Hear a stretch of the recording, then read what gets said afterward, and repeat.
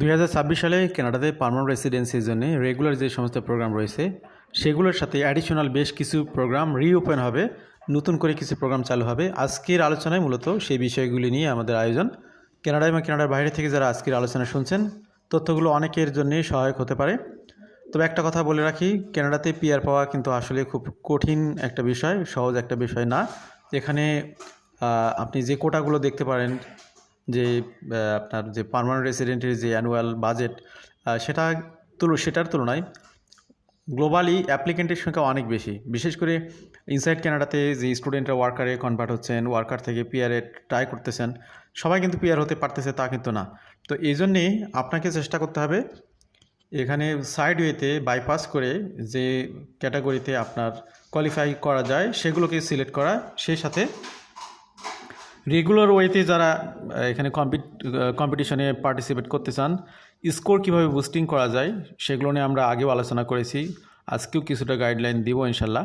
এই বিষয়গুলো নিয়ে আপনাকে চেষ্টা করতে হবে। জাস্ট আপনি জেনারেল ওয়েতে পড়াশোনা করলেন, পোস্ট গ্রাজুয়েশন ওয়ার্ক পারমিট পেলেন, একটা জব করলেন আর পিআর হোল্ডার হয়ে যাবেন, এমনটা কিন্তু না। বিষয়গুলো কিন্তু অনেক কঠিন, এই যুদ্ধটা কিন্তু অনেক কঠিন, এই বিষয়টা কিন্তু মাথায় রাখতেই হবে। তো আনুষঙ্গিক কথা বাড়াবো না। দি new pathways to permanent residence coming to Canada in 2026। তো 2026 সালে রেগুলার যে ইকোনমিক প্রোগ্রামগুলো রয়েছে, express entry, provincial nominee program বা পিএনপির প্রোগ্রাম, বিজনেস মাইগ্রেশন প্রোগ্রাম, এগুলোর সাথে অ্যাডিশনাল কিছু প্রোগ্রাম যুক্ত হবে। আগেও ছিল, নতুন করে অনেকগুলো ওপেন হবে। Canada is set to introduce several new pathways to permanent residency in the upcoming year. In 2026, the federal government will prioritize in Canada applicants through various pathways and programs that aim to transition temporary resident into permanent residents। 2025 সালে কিন্তু in Canada বা Canada focus একটা system ছিল। 2026 সালেও এটি introduce হবে, অর্থাৎ কানাডাতে যারা রয়েছে তাদেরকেই পিআরে কনভার্ট করার জন্যে বিভিন্ন প্রোগ্রামের মাধ্যমে চেষ্টা করবে বা তাদেরকে সুযোগ দেওয়া হবে। রিসেন্টলি অনেকেই আমাদেরকে নক করেছেন, সেটা আমাদের ফেসবুক অ্যাড দেখে হোক কিংবা ইউটিউবের আলোচনা শুনে হোক, ভাই কানাডায় আসতে চাই, পিআর হোল্ডার হয়ে আসতে চাই, পার্মানেন্ট রেসিডেন্ট নিয়ে আসতে চাই, ফুল ফ্যামিলি সহ আসতে চাই। তো অ্যাকচুয়ালি খোঁজ নিয়ে দেখা গেলো যে কানাডাতে তার কোনো রিলেটিভস নেই।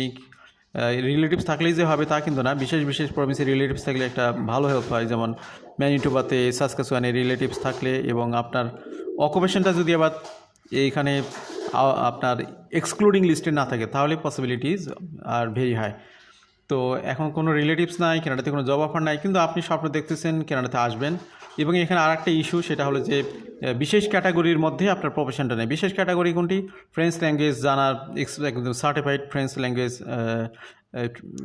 সার্টিফাইড বলতে সার্টিফিকেট পেয়েছেন ফ্রেঞ্চ ল্যাঙ্গুয়েজে লেভেল 7-এর, এরকম অবস্থার মধ্যে নেই। তারপরে আপনি হেলথ কেয়ার সেক্টরে নেই, এগ্রিকালচার সেক্টর নেই, এডুকেশন সেক্টর নেই। তো এখন কোনো ক্যাটাগরির মধ্যে পড়তেছেন না, কোনো রিলেটিভসও নাই বিশেষ প্রভিন্সে, অথচ আপনি স্বপ্ন দেখতেছেন কানাডাতে পিআর হয়ে আসার।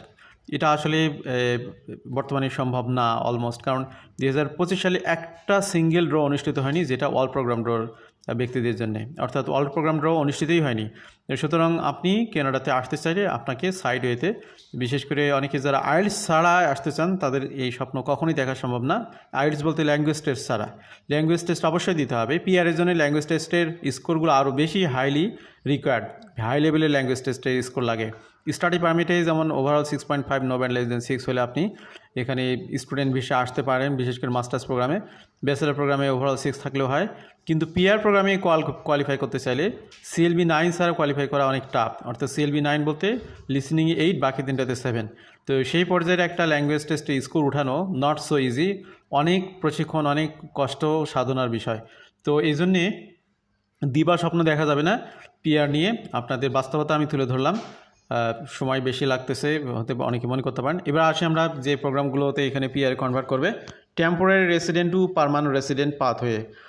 তো 2026 থেকে 28-এর লেভেল প্ল্যানের মধ্যে তারা 26 এবং 27 সালে 33,000 টেম্পোরারি ওয়ার্ক পারমিট হোল্ডার যারা কানাডাতে বসবাস করতেছেন, যারা এখানে বিভিন্ন কমিউনিটিতে আছেন, যারা ট্যাক্স পে করতেছেন, যারা কানাডার ইকোনমিতে কন্ট্রিবিউট করতেছেন, তাদের মধ্যে একটা ট্রানজিশন করবে, যেটা 2021 সালে একবার চালু করেছিল। সেই রকমই একটি প্রোগ্রাম চালু হবে 2026 সালে। তো এটা আপনাদেরকে বলে রাখলাম। ডিটেলস এলিজিবিলিটিগুলো এখনও তারা পাবলিশ করেনি, এটার ডিটেলস যখন পাবলিশ হবে সেটা আপনাদেরকে জানাবো। সেকেন্ড যে প্রোগ্রামটা নিয়ে কথা বলবো, এক্সেলারেটেড পাথওয়ে ফর H1B হোল্ডার্স। তো ইউএসএতে যারা H1B ভিসা নিয়ে আসেন, ইউএসএর সিটিজেন বলি বা টেম্পোরারি রেসিডেন্ট বলি, তারা কিন্তু অনেকেই কিন্তু কানাডাতে আসার জন্যই স্বপ্ন দেখেন। তো 2023 সালে একবার 10,000 কোটা দিয়ে একটি ইমিগ্রেন্ট ভিসার সুযোগ করে দেওয়া হয়েছিল ইউএসএর H1B ভিসা হোল্ডারদের জন্য। জাস্ট অল্প সময়ের মধ্যে সেই কোটাটা বা ক্যাপটা পূরণ হয়ে যায়। 2026 সালেও গভর্নমেন্ট প্ল্যান করতেছে H1B ভিসার হোল্ডারদের জন্য একটি প্রোগ্রাম ওপেন করবে তারা, যেটাকে বলা হচ্ছে accelerated pathway to permanent residency. তো এই প্রোগ্রামটা ওপেন হবে। আপনারা যারা ইউএসএর H1B ভিসা হোল্ডার আমাদের আলোচনা শুনছেন, তারা এখন থেকে প্রস্তুতি নিতে থাকুন। এখানে বিশেষ করে কোন সেক্টরে প্রায়োরিটি দেওয়া হবে? This upcoming programme is design to attract highly skilled professionals in key sector such as technology, health care and research as a part of Canada's strategy to boost innovation. তো এখানে বুঝতে পারতেছেন যে টেকনোলজি, হেলথ কেয়ার, রিসার্চ এই সেক্টরগুলোকে top priority দেওয়া হবে। এই সেক্টরের ব্যক্তিরা প্রস্তুতি নিতে থাকুন।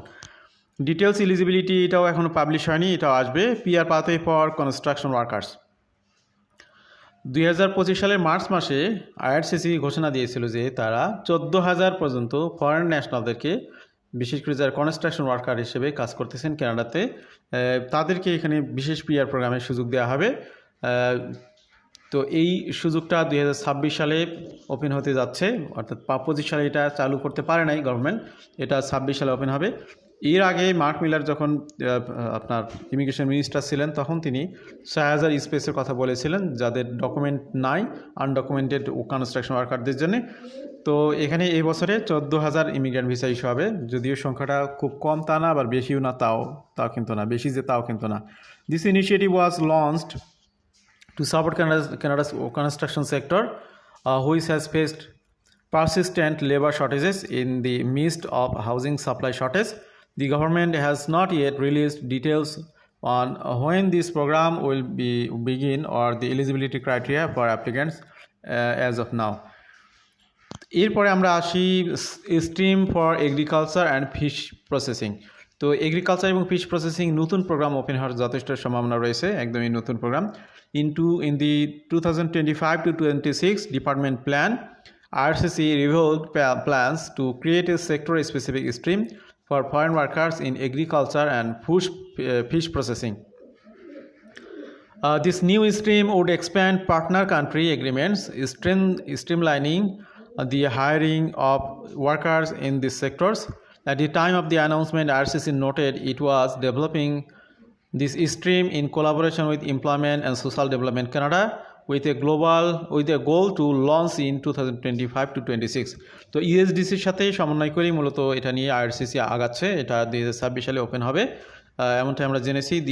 দি programme will include a corresponding sector specific work permit. তো এটার বিস্তারিতটা আমরা পরে জানবো। এরপরে আমরা আসি replacement pathway to the economic mobility pathway pilots. The federal government is also expected to create a new permanent pathway to PR to replace the existing economic mobility pathways pilot. The EMPP is a program that helps skilled refugees and displaced people looking to work in Canada, while also allowing Canadian employers to tap into a new labor pool. According to IRCC 2025 to 26 departmental plan, the permanent program was expected to launch before the current EMPP pilot expires on December 31st, 2025, but detailed eligibility rules and program features have not yet been released, which means that this may launch in 2026 instead. তো economic mobility pathway pilot এটাও 2026 সালে open হবে। In the most recent immigration level plan, the federal government announced that it would be implementing a one-time initiative to streamline the transition to permanent residency for about 1,15,000 protected persons who are already in the country. এখানে ভালো করে খেয়াল করুন, যারা protected person হিসেবে অর্থাৎ refugee case claim করেছেন এবং যাদের কেসটাকে অ্যাকসেপ্ট করা হয়েছে তাদেরকেই প্রোটেক্টেড পারসন বলা হয়। আমি যতটুকু জানি তাদের মধ্যে থেকে 1,15,000 ব্যক্তিকে এখানে পিআরে কনভার্ট করার সুযোগ দেওয়া হবে। While it is not certain, this transition could be under the upcoming economic mobility pathway. Since its inception, the total 970 people have been admitted to Canada through the EMPP, according to the most recent government data. The program is currently no longer accepting new applications for its federal EMPP job offer and no job offer streams. Details and eligibility. The new pathway is expected to have criteria similar to those of the EMPP. তো এখানে eligible করার জন্য to be eligible for the EMPP one must be able to prove their status as a refugee or displaced person. তো এখানে actually যেটা বুঝলেন আপনারা যে রিফিউজি কেস যারা করেছেন, যাদের রিফিউজি কেসটা অ্যাকসেপ্ট করা হয়েছে পজিটিভলি, তাদের মধ্যে থেকে মূলত এই ইএমপিপির অধীনে 1,15,000 ইমিগ্রেন্ট ভিসা ইস্যু করা হবে বিশেষ প্রজেক্টের অধীনে। They may have to meet additional criteria related to work experience, education and language skills. এবার আমরা আসি home care worker immigration pilot. এই প্রোগ্রামটি গত বছর চালু হয়েছিল মার্চ মাসে, জাস্ট একদিনের মধ্যেই সেটা কোটা ফিল আউট হয়ে গিয়েছিল। এই বছরে এটা আবার ওপেন হবে, সেটার জন্য আপনার প্রস্তুতি নিতে পারেন। The reopening of intake for existing pathways, the home care worker immigration pilot child care এবং home care worker immigration pilot home support. তো এটা দুইটা ক্যাটাগরিতেই মূলত এটা ওপেন হবে, একটা হলো চাইল্ড কেয়ার আর একটা হলো home support. Each pathway had two application streams for workers inside Canada and for applicants not working in Canada. তো এখানে বুঝতে পারতেছেন যে যারা কানাডাতে অলরেডি আছে তাদের মধ্যে থেকে এই সুযোগগুলো দেওয়া হবে।